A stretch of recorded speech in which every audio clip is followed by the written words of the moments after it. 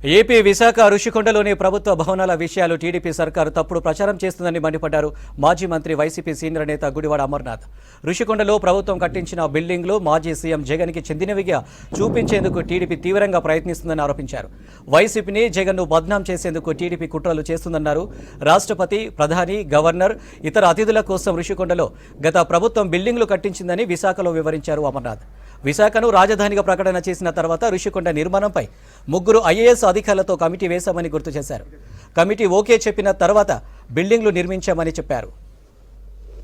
ముఖ్యమంత్రి గారికి ఒక ఆలోచన విశాఖపట్నం నుంచి వారి పరిపాలన చేయాలనేటువంటి ఆలోచన చేస్తూ ఉన్నారు. ఈ క్రమంలో ఈ నిర్మాణాలు అయితే బాగుంటాయి అనేటువంటిది వారు వ్యక్తపరిచారు. సో సీఎం గారు రేపు ఫ్యూచర్లో అక్కడ ఉండాలనేటువంటి నిర్ణయం ఒక కమిటీ నిర్ణయం తీసుకున్న తర్వాత దాన్ని ఏ రకంగా చేయాలనేటువంటిది ప్రభుత్వం తీసుకున్నటువంటి దాంట్లో కొన్ని సెక్యూరిటీ రీజన్స్ వల్ల ఎలా చేయట్లేదు అనేటువంటి మాట ఆ రోజు నేను మంత్రిగా చెప్పాను. సరే, ఇప్పుడు వారు అధికారంలోకి వచ్చారు. వారి అధికారంలోకి వచ్చిన తర్వాత వారు నిర్ణయం గతంలో ఏదైతే అమరావతి అని చెప్పి మొదటి నుంచి పట్టుకున్నారో దాని ప్రకారం వెళ్తా ఉన్నారు. Well and good. ఇప్పుడు అది మొదటి నుంచి టూరిజం డిపార్ట్మెంట్ పేరిట ఉన్నటువంటి ప్రాజెక్టు. నాకు తెలిసి 86లోనే 87లోనే ఎన్టీ రామారావు గారు మొదట అక్కడ టూరిజం ప్రాజెక్ట్ నిర్మించేటువంటి కార్యక్రమం. అప్పుడు కూడా కొండలు కొట్టే కదా కట్టాడు ఆయన.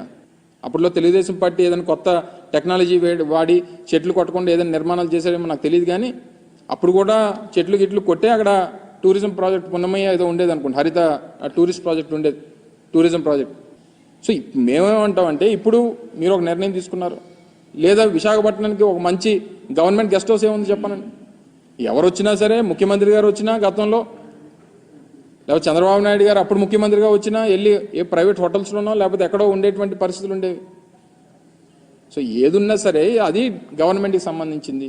ఇప్పటికీ కూడా టిల్ టు డేట్ వాళ్ళు ప్రభుత్వంలో ఉన్నారు. దాని మీద ఉన్నటువంటి అన్నీ కూడా టూరిజంకి సంబంధించినటువంటి డిపార్ట్మెంట్ పేరిటే ఉన్నాయి. ఏ రకంగా వినియోగించుకోవాలనేటువంటిది ప్రభుత్వం నిర్ణయం తీసుకోవాలి, ప్రభుత్వంలో ఉన్నటువంటి పెద్దల నిర్ణయం తీసుకోవాలి. సో దాని ప్రకారం తీసుకోమని చెప్పి మేము కోరుతా ఉన్నాం. దీన్ని ఎవరి మీద రుద్ది ఇది పలానా వాళ్ళది అని చెప్పి